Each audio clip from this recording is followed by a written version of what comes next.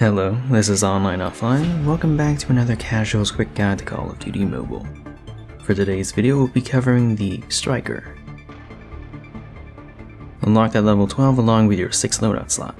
The Striker is a fast-firing shotgun with a revolving cylinder. He had first made his Call of Duty debut in Modern Warfare 2, reappearing in Modern Warfare 3, Online, and was most recently the Streetsweeper in Cold War. Hilton Walker was a Rhodesian who had emigrated to South Africa. With him, he brought along his concept for a compact, high-capacity, modernized take on a revolving shotgun, but with a windup key. Because the design is all mechanical, it's not a true semi-auto. Regardless of the technicality, the South African government still classified it as such, and civilian sales were restricted. To work around this, the later Protecta variant did away with the windup key in favor of a manual action performed by flicking the foregrip.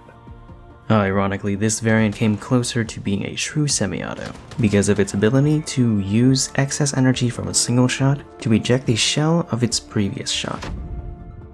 American companies Sentinel Arms and Cobra would manufacture their own wind-up variants. But as a target of the Brady campaign, all Striker designs in the USAS-12 were redesignated as destructive devices, as they were deemed to have no sporting purposes and must be registered or surrendered. But on a more humorous note, Cobra did design a handgun version called the Ladies' Home Companion, as if this weapon wasn't unique enough already. Base damage is low, and unlike most other shotguns that shoot 12 pellets, the Striker shoots 8 per shot. Assuming no range attachments, it'll kill in 5 pellets up close, before dropping to 7, 8, 10, and dealing no damage beyond 32 meters. Despite being classified as a semi-auto and ignoring previously mentioned technicalities, the Striker in Mobile functions as a slower automatic, firing at 261 rounds per minute, which is only outsped by the JAK-12 and the burst of the HS2 and R90. It can kill in 1 shot up close, but you'll most likely be killing in 2 to 4 shots outside of melee range. If you max out range and ADS accuracy, you can 2-shot up until 15 meters, assuming you and your opponent are both still. Its maximum damage per shot is 160 and is the second lowest in the shotgun class, only ahead of the HS2's first shot, which is a 4-round burst. And like the HS2, it has no body multipliers. Contrary to its in-game description, the Striker's bloom is not only worse than average, but it's the second least accurate weapon when ADS. The HS2 with birdshot is bugged and comes close, but the shorty remains the worst. The fire accuracy is average, not as precise as the pump actions, but better than the JAK-12 or HS2. Its iron sights are usable. Recoil is fairly light, but like with all shotguns, its flinch is a concern and can be problematic in head-to-head gunfight. Much like the Echo, the Striker slugs have also been buffed. Assuming no range attachments, it'll 2-shot anywhere on the body up until 14 meters, 3-shot up until 38, and dealing no damage beyond that. Unfortunately, its issues with ADS spread also carries over from Buckshot. You need to build it for accuracy, and even then it's not always consistent beyond its 2-shot range. In terms of movement speeds, the Striker is tied for slowest in the shotgun class, and because you don't have access to Marauder Suppressor, your range attachments will slow you down. Its ADS and sprint out time are standard for the shotgun class. The base magazine is considerable for a shotgun, with 12 rounds and can be extended to 16. However, you do have to manually reload each individual shell, which you'll be doing a lot of because of its fire rate. The first round will take 0.6 seconds, and each round after that will take 0.3. You can reload cancel the last 0.4 seconds of its reset animation.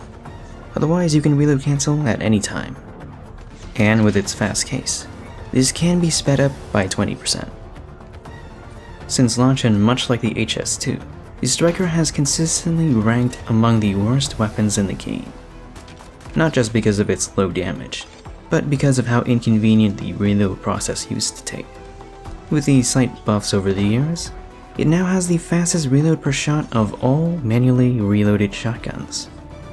I would still recommend using Gung Ho to sprint while reloading, and a high damage pistol for range.